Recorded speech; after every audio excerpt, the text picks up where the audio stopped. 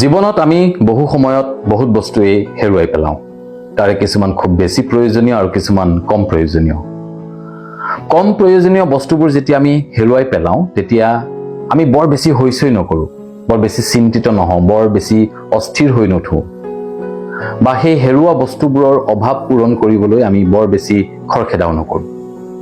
হ'ব, কেতিয়াবা পাৰিলে লৈ ল'ম আৰু এনেধৰণৰ এটা পাতল সান্তনা নিজক দিলেই কাম চলি যায়। কিন্তু যেতিয়া মূল্যৱান বস্তু এপদ হেৰুৱাই পেলাওঁ, খুব প্ৰয়োজনীয় বস্তু এপদ হেৰুৱাই পেলাওঁ, আমি কিন্তু বৰ হৈচৈ কৰোঁ, আমি চিন্তিত হৈ উঠোঁ, আমি অস্থিৰ হৈ উঠোঁ। আৰু সেইদিনাই পাৰিলে সেই মুহূৰ্ততে আমি সেই হেৰুৱা বস্তু পদৰ অভাৱ পূৰণ কৰিবলৈ যত্ন কৰোঁ। ধৰক আপোনাৰ মোবাইলটো হেৰাই গ'ল, বা আপোনাৰ চশমাযোৰ হেৰাই গ'ল, বা আপুনি সদায় অফিচলৈ যোৱা, কামলৈ যোৱা চাইকেলখন বা মটৰ চাইকেলখন হেৰাই গ'ল। আপুনি বৰ বেছি সময় অপেক্ষা কৰিব নোৱাৰে।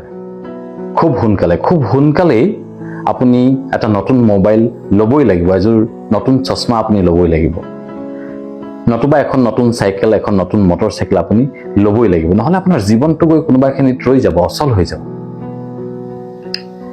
এই যে জীৱনত আপুনি বিভিন্ন বস্তু হেৰুৱাই থাকে, এই হেৰুৱা বস্তুবিলাকৰ ভিতৰত আপুনি নিজেও থাকিব পাৰে, কিন্তু কেতিয়াবা মানে আপুনি নিজেও নিজক কেতিয়াবা হেৰুৱাই পেলাব পাৰে, হ'ব পাৰে।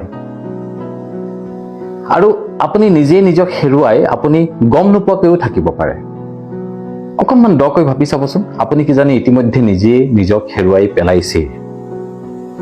আজিৰ পৰা 10 বছৰ 20 বছৰ আগতেই আপুনি নিজে নিজক হেৰুৱাই পেলাইছে, অথচ আপুনি এতিয়ালৈকে গমেই পোৱা নাই যে আপুনি আপোনাক হেৰুৱাই পেলাইছে। এদিন কিন্তু আপোনাৰ ঘপকৈ মনত পৰিব, আৰে মই দেখোন খুব ভাল গান গাইছিলোঁ, গানেই মোৰ জীৱন আছিল, গান নোগোৱাকৈ মই এটা দিনো পাৰ কৰিব নোৱাৰিছিলোঁ, গান নাগালে মোৰ সময়বোৰ ৰৈ গৈছিল, গান নাগালে মোৰ সকলো কাম খেলি মেলি হৈ গৈছিল। কিন্তু সেই একেজন মানুহ আপুনি যোৱা 10-20 বছৰে গান গোৱাটো দূৰৰে কথা, আপুনি কিবা এটা গুণগুণাইও পোৱা নাই। কিয়? আপোনাৰ ঘপককৈ মনত পৰি যাব যে আপুনি ভাল কবিতা লিখিছিল, আপুনি ভাল বেডমিণ্টন খেলিছিল, আপুনি ভাল নাচিছিল, আপুনি ভাল অভিনয় কৰিছিল। কিন্তু কতা যোৱা 10-20টা বছৰে আপুনি কবিতাৰ নামত কতো লিখি পোৱা নাই। যোৱা 10-20টা বছৰে আপুনি বেডমিণ্টনৰ ৰেকেটখনো চুই পোৱা নাই। যোৱা 10-20 বছৰে আপুনি এপাক ক'তো নাচি পোৱা নাই, ক'তো অভিনয় কৰি পোৱা নাই। কিয়? ইমান সময় নাই নে আপোনাৰ? ইমান ব্যস্ততা নাই আপোনাৰ? ইমান সমস্যা জৰ্জৰ নে আপুনি? ঠিক এনেকৈ ঘপককে যেতিয়া আপোনাৰ মনত পৰি যাব কথা একোটাহত, তেতিয়াই আপুনি গম পাব যে আপুনি নিজে নিজক হেৰুৱাই পেলাইছে। নিজে নিজক হেৰুৱাই পেলোৱাটো ডাঙৰ কথা নহয়, হ'ব পাৰে এনেকুৱা অভিজ্ঞতা সকলোৰে হয়, আপোনাৰো নিশ্চয় নোহোৱাকৈ থকা নাই। নিজে নিজক হেৰুৱাই পেলোৱাটো একো ডাঙৰ কথা নহয়। কিন্তু আটাইতকৈ ট্ৰেজেডিৰ কথা কি জানেনে? আটাইতকৈ ডাঙৰ ট্ৰেজেডিটো হৈছে আমি নিজে নিজক হেৰুৱাই পেলোৱাৰ পাছত নিজে নিজক ঘূৰাই পাবলৈ অকণো চেষ্টা নকৰোঁ।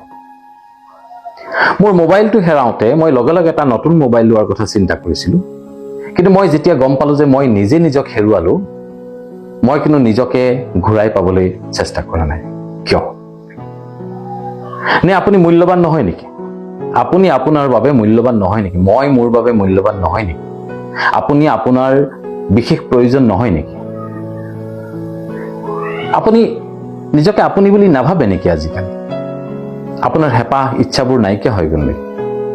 আপুনি যদি নিজে নিজকে আপুনি বুলি নাভাবে, আপোনাৰ সন্তানে, আপোনাৰ পত্নীয়ে, আপোনাৰ স্বামীয়ে, আপোনাৰ আত্মীয় কুটুম্বে, আপোনাৰ বন্ধুবৰ্গই আপোনাকতো আপুনি বুলিয়ে ভাবি থাকে। তেতিয়াহ'লে এয়া কি তেওঁলোকৰ ভ্ৰম নেকি? নে এয়া আপোনাৰ ভ্ৰম? অকণমান দকৈ ভাবি চাব কথাবোৰ।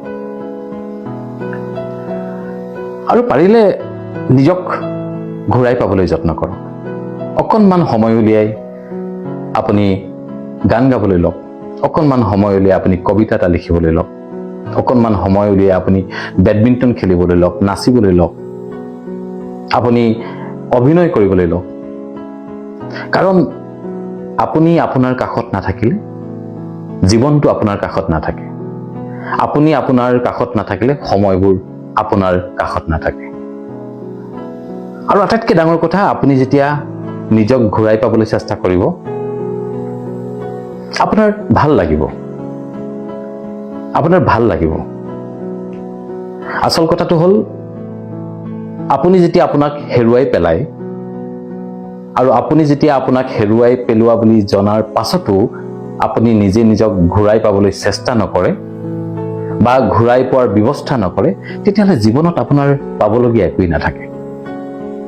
গতিকে আমি সকলোৱে চেষ্টা কৰিব লাগে। আমি হেৰুৱাইছোঁ বহুত সময়ত নিজে নিজক, কিন্তু আমি ঘূৰাই পাবলৈ যত্ন কৰিব লাগে। কাৰণ নিজে নিজক ঘূৰাই পালেহে জীৱনটো অধিক পোহৰ হৈ উঠিব। ধন্যবাদ।